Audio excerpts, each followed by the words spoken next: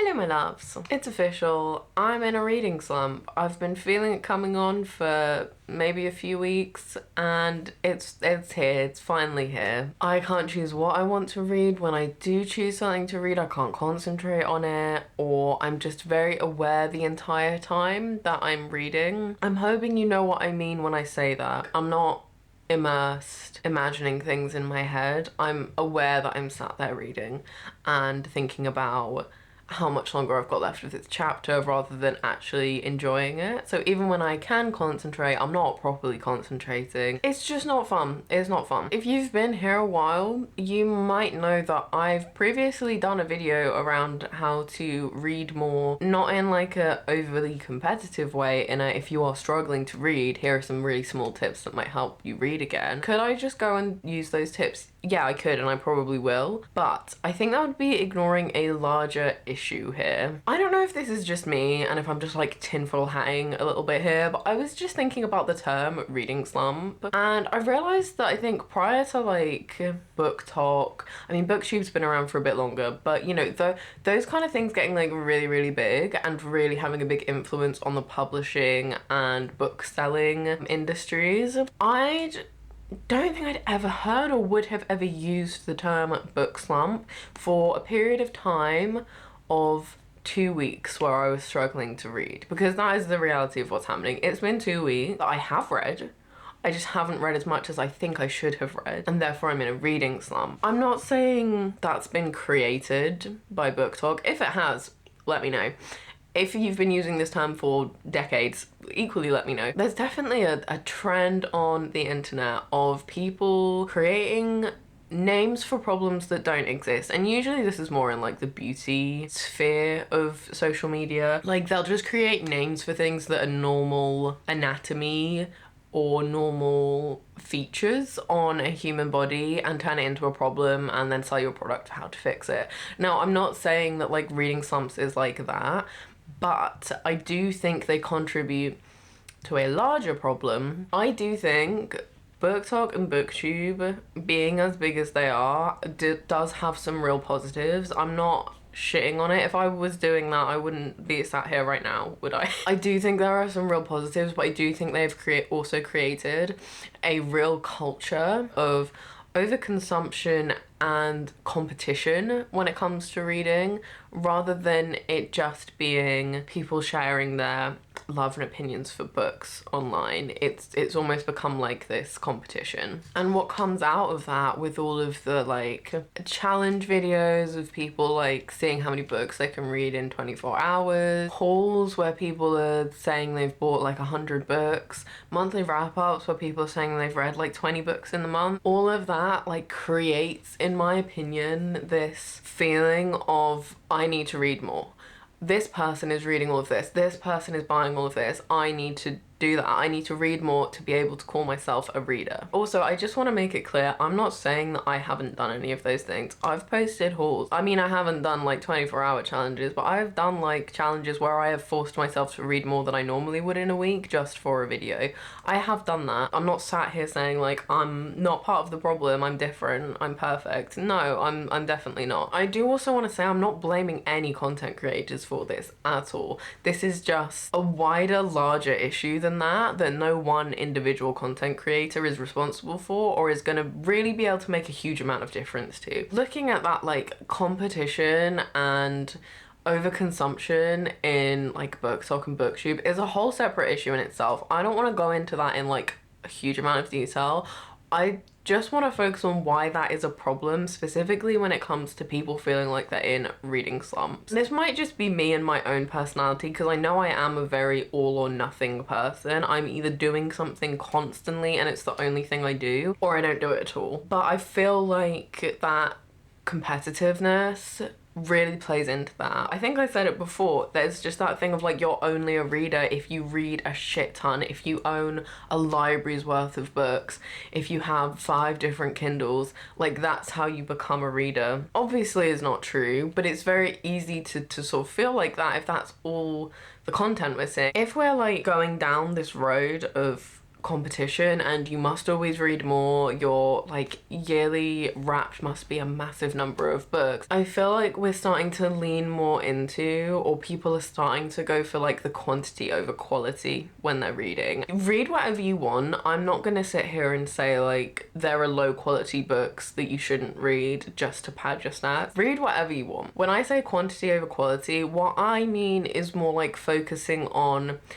the numbers and how many books you're reading or how many pages you're reading or whatever it is versus your actual experience with the book and how you felt about it and enjoyed it or didn't enjoy it or whatever. I will hold my hands up and say like if I was planning to do like a monthly wrap for a month and I didn't have a different video planned and I hadn't read very many books, I would feel like, oh, there's not really much point doing that video if I haven't read like at least a certain amount of books, which one is bullshit, like, anyway. But I would then maybe reach for like shorter books or books that I know are gonna be not requiring much thinking, very easy to read books, because then I just have more to talk about. Again, I just want to be very transparent and honest that I'm not perfect when it comes to that competition side. I'm also a deeply competitive person, so I feel like it affects me very easily, the all of the numbers and the stats. I also really like statistics. I just like seeing data, so I feel like I'm the prime person for this to affect. But anyway, I feel like if we're just reaching for something that's going to be easy to read or doesn't require us to think much, or maybe we're not really taking the book in very much because we just want to finish it and get on to the next one so we can, you know, have that add to our read stats for the year or the month or whatever, are we really properly enjoying that book? There have been months where I have torn through books, and if I look back now, could I really tell you anything that happened in any of those books? For most of them, probably not.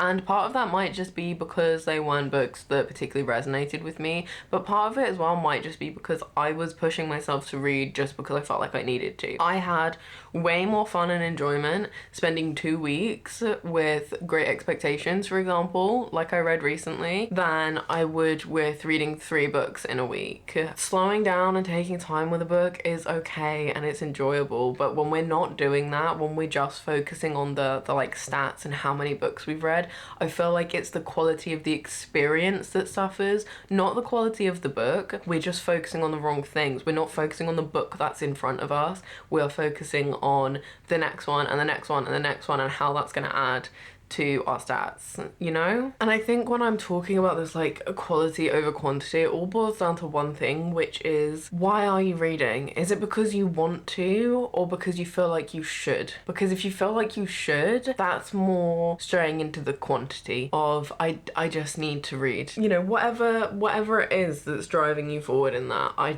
need to, or I should be reading, rather than I want to sit down and enjoy this book. And that's when I know that I'm starting to go into a reading slump, actually, is when I feel like I'm reading because I should rather than because I actually want to. And I think the problem with all of this is not even necessarily that we then end up reading things that we maybe don't care about as much. It's not that we end up not reading as much as we want to. It's the impact that can then have on actually us and how we feel. I don't want to get like super serious, but reading can be, if it's something you really enjoy or something that is important to you, can be incredibly helpful for our mental health. And if we are then leaning away from the enjoyment in it and it's starting to feel more like a should rather than a want, then that's going to affect how we feel and our mental health. We completely lose the benefit we're getting from it. I'll illustrate this with a personal example. Yesterday was my day off from work. I had counselling, I did some housework, I made a really nice soup, I watched some TV and some YouTube that I enjoyed, and I did read. I read like maybe 2 or 3 chapters of the book that I'm reading at the moment. But the entire day, I just felt guilty for not reading, and in the back of my mind the whole day, even though I was doing other things that I wanted and needed to do, I was just like, why aren't you reading? Just this like constant pressure on myself that I should be reading, and I just wasn't. I did read,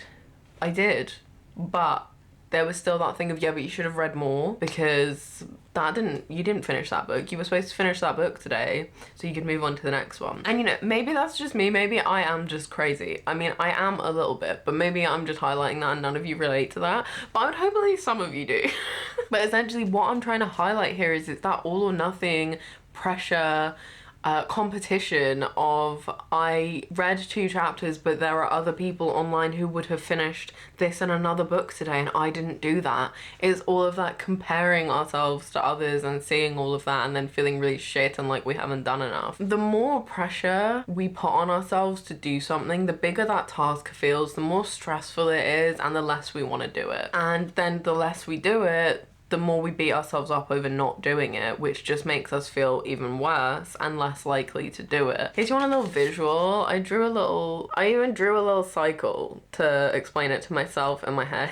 Essentially, it is a little vicious cycle and we get stuck in it and then we read less and we get into a slump and then we feel even more shit and then we decide we're gonna read Ali Hazelwood because we know it'll get us out of the slump. When reading starts having a negative impact on us, or it starts feeling like a chore rather than something enjoyable, that's when like it's a problem and we maybe want to take a step back. And I know it's really hard to get away from all that. It's really hard not to put that pressure on yourself, but I think one of the best ways to try and get around that is to just have or set for yourself healthy reading habits. It was a while ago now, I did do a video on really small basic things to help you read more if you're genuinely struggling to read, in terms of like your concentration or you're feeling really low and you can't get the motivation to do it.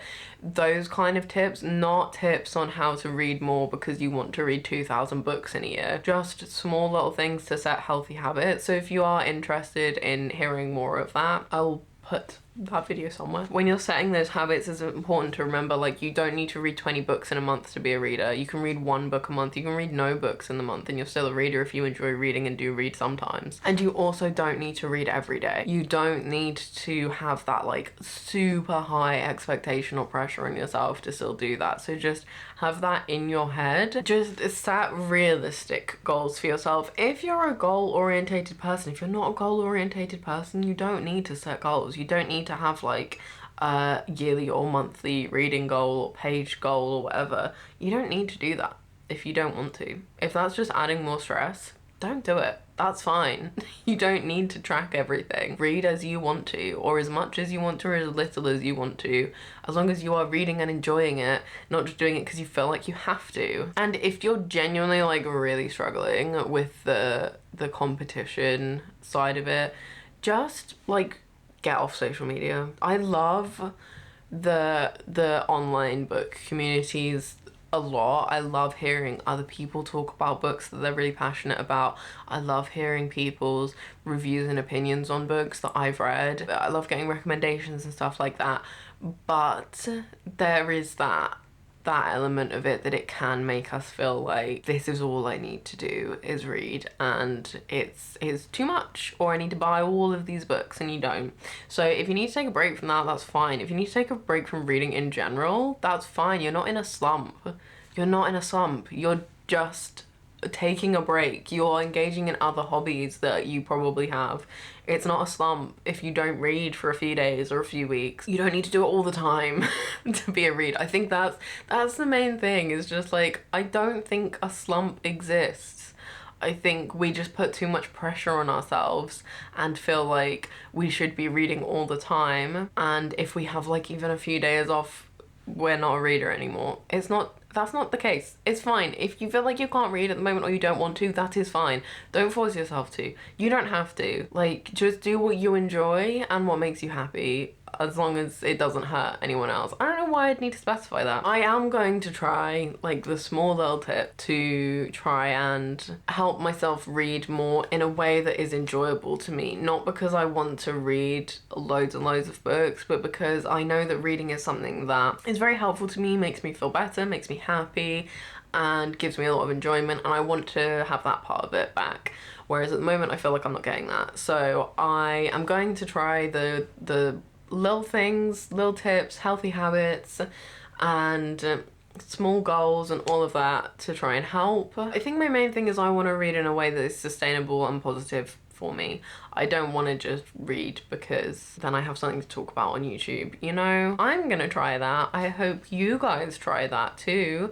And, you know, if you are experiencing a slump or you're struggling with reading or whatever, let us know down in the comments. I'm sure people would be happy to help and discuss. I'll put a link to that other video that I mentioned if you do want some like small sustainable tips for feeling like you can read more if you're really struggling with it. But that is all I have for you guys today. So I hope wherever you are, you're having a wonderful day, and I'll see you guys soon. Bye.